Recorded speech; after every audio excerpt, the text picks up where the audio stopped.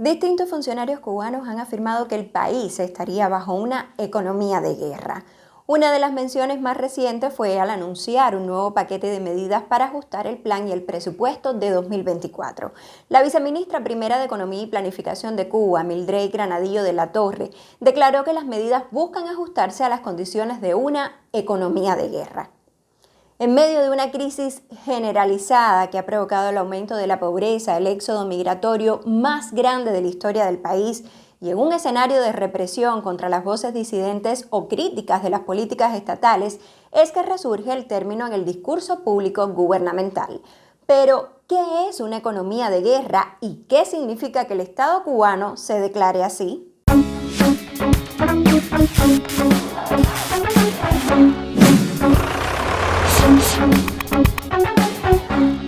La definición de economía de guerra es bastante amplia y se relaciona con la adaptación de todo un sistema productivo nacional al esfuerzo requerido por un conflicto bélico. Este tipo de estrategia política suele darse en momentos históricos donde tienen lugar luchas armadas o situaciones de extrema autarquía, según se define en un explicador publicado por el diario español ABC. ¿Qué es la economía de guerra? En principio tenemos que distinguir entre economía de guerra y guerra económica. La economía de guerra es la situación en la que un país pone su sistema productivo a disposición del esfuerzo bélico.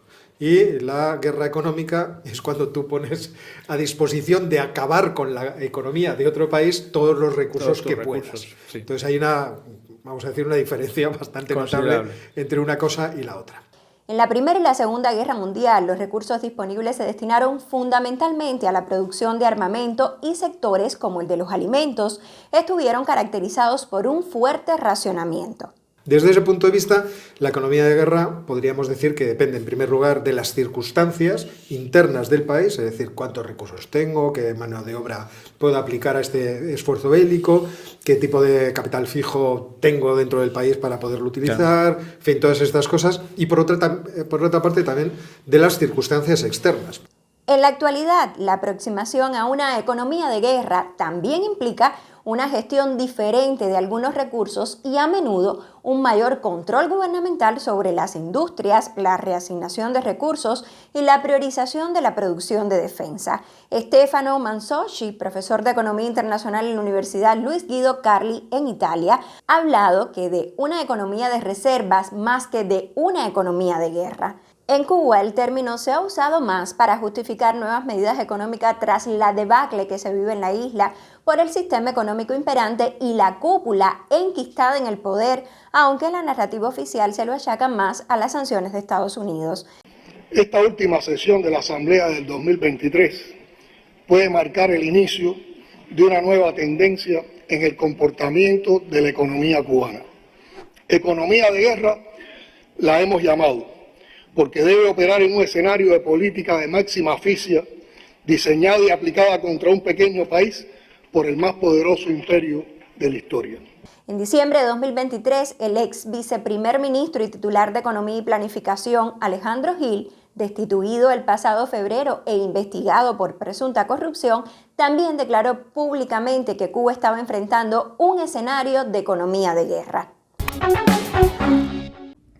La economía de guerra es la respuesta adaptativa de las economías modernas a las condiciones de una guerra, es decir, es el ejercicio, la aplicación de políticas económicas bajo un fuerte intervencionismo del Estado que buscan determinados resultados productivos que son necesarios para financiar o sostener el inicio y el desarrollo de una guerra, ya sea a través de la producción de bienes o servicios o la generación de recursos financieros. Esto hace que la economía de guerra exista, pueda durar mientras se mantenga una contienda bélica. Al menos así ha sido en el caso de los países democráticos. Si vemos por el otro lado los países autoritarios, los países totalitarios, como puede ser la Alemania y la Italia, el fascismo clásico o el socialismo en la Unión Soviética, vemos que puede ser muy diferente. En el caso de la Unión Soviética, el más cercano a Cuba en términos institucionales, en términos políticos, podemos ver que hubo una economía altamente estatizada, casi en su totalidad, una estatización que fue acompañada por una colectivización forzada que trajo como resultado la sustitución de los mecanismos convencionales de mercado y de incentivos por la economía de ordeno y mando, de mandato, del decreto, de la imposición, incluso de la violencia, haciendo que la economía de guerra haya sido, en el caso del socialismo, no un momento histórico específico, sino lo normal. Por tanto, la economía socialista ha sido en sí misma una economía de guerra. Luego de que las autoridades cubanas volvieran a aludir en junio de 2024 a una economía de guerra, el doctor en economía Pedro Monreal declaró en redes sociales que el gobierno está empantanado en una retórica gastada, una comunicación nebulosa de resultados y acciones y un equipo económico aparentemente perplejo frente a la macro desestabilización del país. De acuerdo con el experto, en el oficialismo se mantiene un relato de economía de guerra que se utiliza para justificar dominio total por aquello de que ahora es cuando más necesitamos planificar y es cuando más necesitamos ejercer un control. No es tanto que haya economía de guerra, sino que habría que creérselo, concluyó el experto. Esta economía de guerra, en primer lugar, ha sido una economía de guerra contra la propiedad privada, contra la generación de riqueza en manos de otros que no sea la élite burocrática y militar que gobierna en Cuba.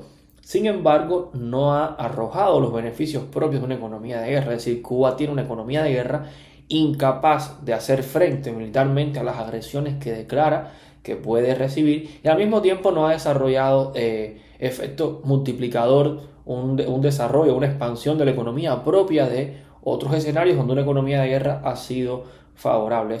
Entre las medidas anunciadas por las autoridades para supuestamente corregir los desequilibrios macroeconómicos se incluyen una reducción de las partidas del presupuesto con el objetivo de disminuir el déficit fiscal de 2024, definir requisitos en la actividad presupuestada para el uso del presupuesto aprobado y centralizar la facultad de aprobación, asignar mensualmente los recursos financieros en correspondencia con los ingresos reales del mes, calcular el impacto fiscal de las importaciones de las formas de gestión no estatal, conceder beneficios arancelarios por la importación de materias primas e insumos para producir, así como concluir el sistema tributario para el comercio electrónico.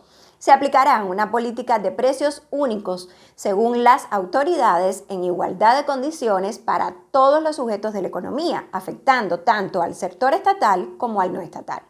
Sobre esto, el economista Omar Everleni comentó que los precios no van a bajar por esa vía, lo harán cuando el Estado incentive la producción, que es lo fundamental. La economía no puede seguir bajo indicaciones coyunturales. Otra de las líneas de trabajo anunciadas es la reducción de la evasión fiscal, que implica un mayor control sobre las actividades económicas para asegurar el cumplimiento de las obligaciones fiscales. A esto se le suma la supuesta estimulación de la producción nacional y el control de precios en productos básicos como la leche, el pollo, detergente o el aceite. ¿Qué es lo que ha sucedido tras la aplicación de las medidas? Lo que podíamos esperar, la desaparición del mercado o al menos que se redujera la presencia de estos productos de primera necesidad. Algunos dueños de los negocios privados han retirado las mercancías ante los precios topados por las autoridades, evitando que se afecte su rentabilidad y como respuesta al enfoque de ordeno y mando habitual de la economía cubana durante décadas del régimen del Partido Comunista. Y en muchos casos hemos tenido que ordenar las ventas forzosas de las mercancías.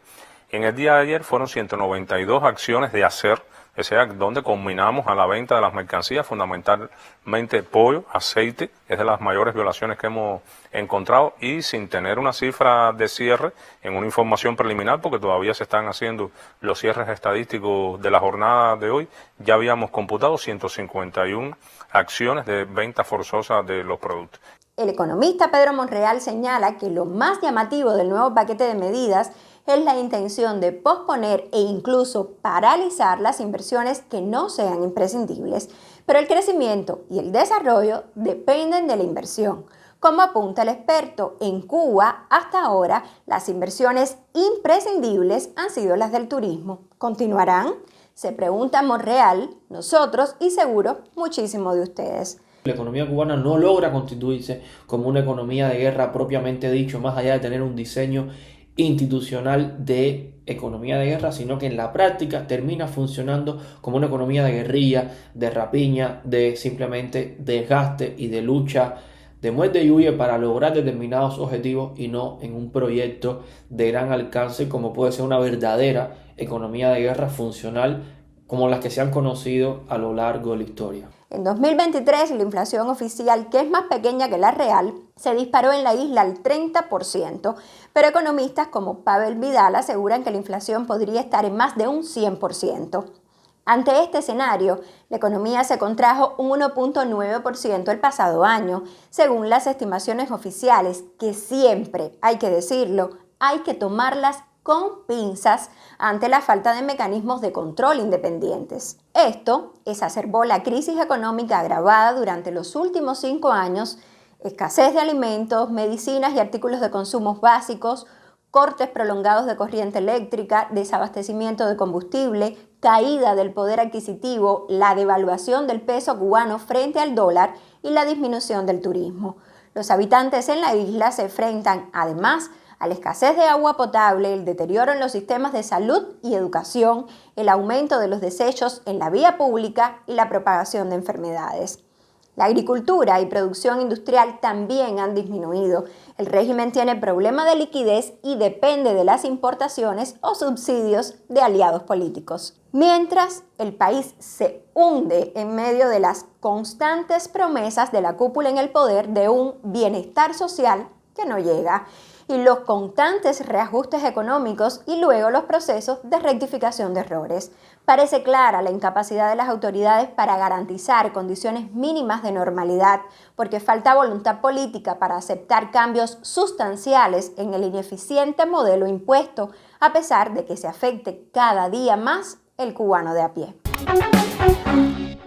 Si llegaste hasta aquí, gracias por tu atención. Si puedes y consideras oportuno y necesario nuestro trabajo, déjanos un gracias monetizado en YouTube, estrellas monetizadas en Facebook, una donación en esta cuenta de PayPal y suscríbete.